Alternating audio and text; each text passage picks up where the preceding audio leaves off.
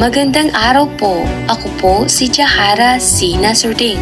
Sa video report na ito, tatalakayin ko ang kabanata 13 at 14 ng El Filibusterismo na pinamagatang Mga Babala ng Bagyo at si Tasio, ang baliw o ang pilosopo na sinulat ni Dr. Jose Rizal.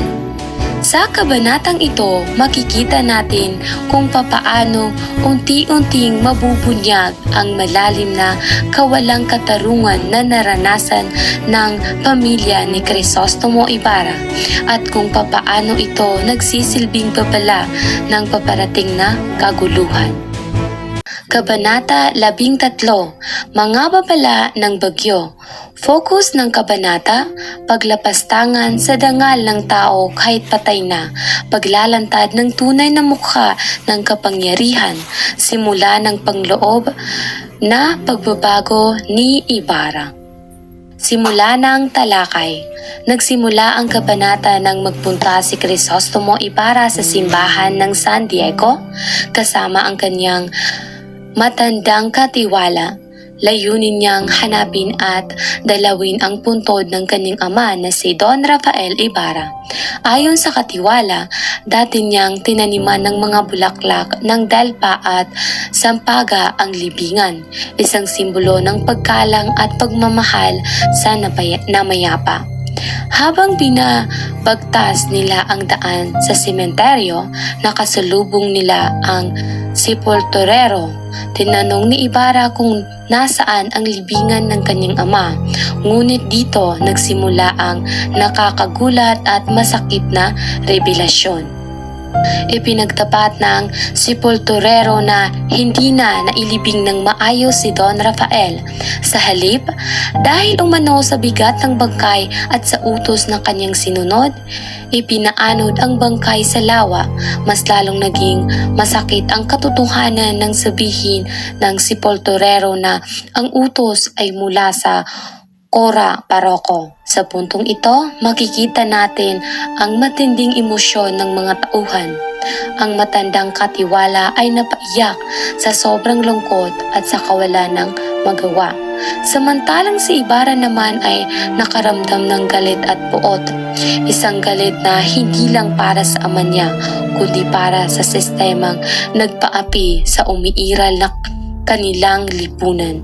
Dahil dito, iniwan niya ang sepulturero nanginginig sa galit.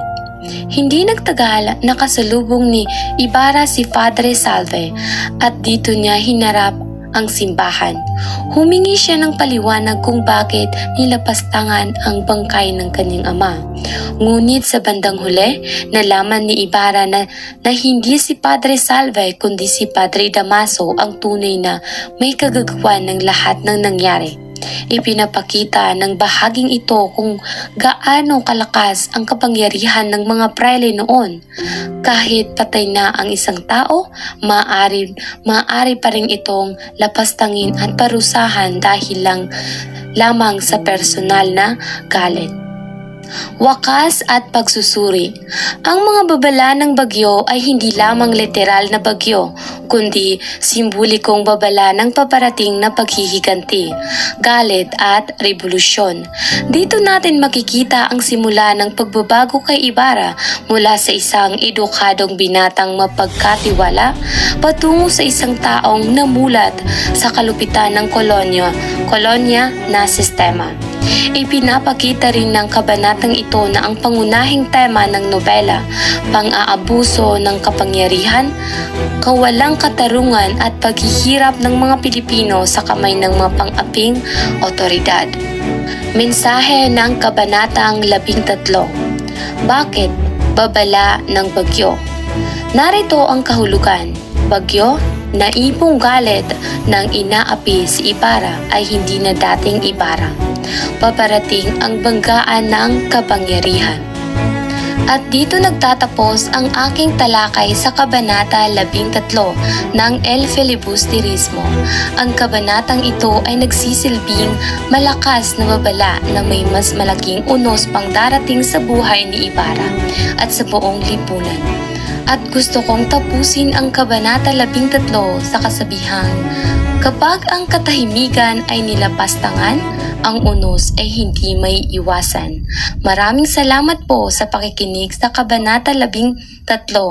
Ngayon, tayo'y dumalo sa Kabanata 14. Mula sa matinding galit at paghihinagpis na naranasan ni Ibarra sa nakaraang kabanata, lilipat naman tayo sa Kabanata 14 ng El Filibusterismo na pinamagatang si Tasio ang baliw o ang pilosopo. Sa kabanatang ito, ipapakilala ni Rizal ang isang tauhang madalas husgahan ng lipunan, ngunit siya palang pinakamalinaw mag-isip.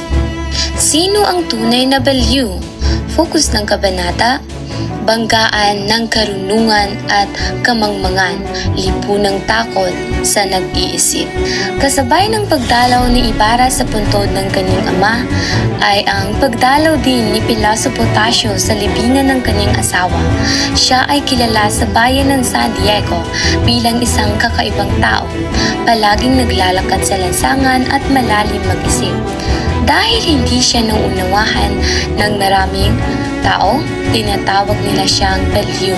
Sa katunayan, si Don Anastasio o Pilosopo Tasio ay nagmula sa isang mayamang pamilya at may mataas na edukasyon.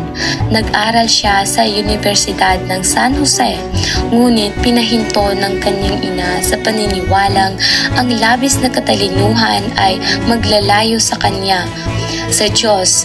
Nais ng kanyang ina na siya ay maging pare, ngunit sinuway niya ito at piniling mag-asawa. Sa kasamaang palad, maagang nabiyudo si Pilosopo Tasio sa halip na mag-asawang muli. Inalaan niya ang kanyang buhay sa pagbabasa at pagninilay, dahilan upang mapabayaan ang kanyang kabuhayan. Ngunit sa kabila nito, lalong tumaas ang kanyang isipan at pananaw sa lipunan at politika. Habang papalapit ang unos, kidlat at kulog, kapansin-pansin ang kakaibang kasiyahan sa mukha ni Pilosopo Tasio. Ayon sa kanya, ang bagyo ay simbolo ng paglilinis ng sanlibutan. Isang diablong lilipol sa kasamaan ng tao. Inimungkahi pa niya sa kapitan na bumili ng tagahuli ng kidlat sa halip na magpaputok ng kwetes, at tutol din siya sa pagpapatunog ng balingaw dahil ito'y mapanganib kapag may kulog. Sa halip na pakinggan, pinagtawanan lamang siya ng mga tao. Patunay na madalas ay binabaliwala ang karunungan kapag hindi ito nauunawaan. Nagpunta rin si Pilosopo Tasio sa simbahan at nakita ang dalawang magkapatid. Pinayuhan niya ang mga ito na umuwi na dahil naghanda raw ng espesyal na hapunan ang kanilang ina. Bagamat natuwa ang mga bata, tumanggi pa rin sila dahil sa kanilang tungkulin sa simbahan. Nagpatuloy ang pilosopo sa paglalakad hanggang sa marating ang bahay ni Don Filipo at Aling Duray. Napag-usapan nila ang pagdating ni Ibarra sa bayan at binanggit ni pilosopo na dama niya ang matinding paghihinagpis ng binata.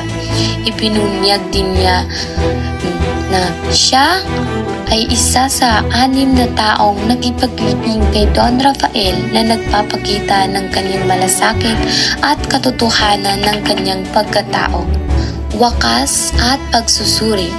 Napunta ang usapan sa purgatorio na hindi pinaniniwalaang ni Pilosopo Tasio, ngunit iginagalang niya ang paniniwala ng relihiyon.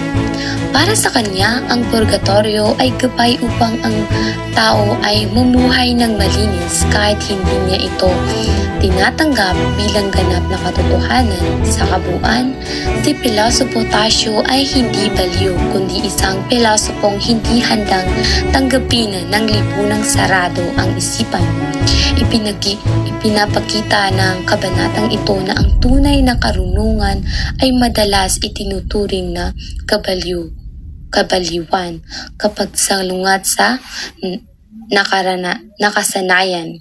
Habang ang bagyo ay patuloy na rumaragasa, makikita natin si Peloso Potasio na masiglang naglalakad sa gitna ng kidlat at kulog. Isang simbolo ng katotohanang hindi natitinag ng takot o paghuhusga. Mensahe ng Kabanatang 14. Hindi si Tasio ang may problema. Ang lipunang sarado ang isip, ang karunungan ay banta sa kapangyarihan.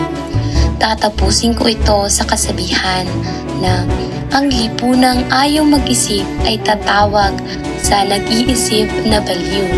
Maraming salamat po sa pakikinig. Muli, ito si Jahara Nasruddin.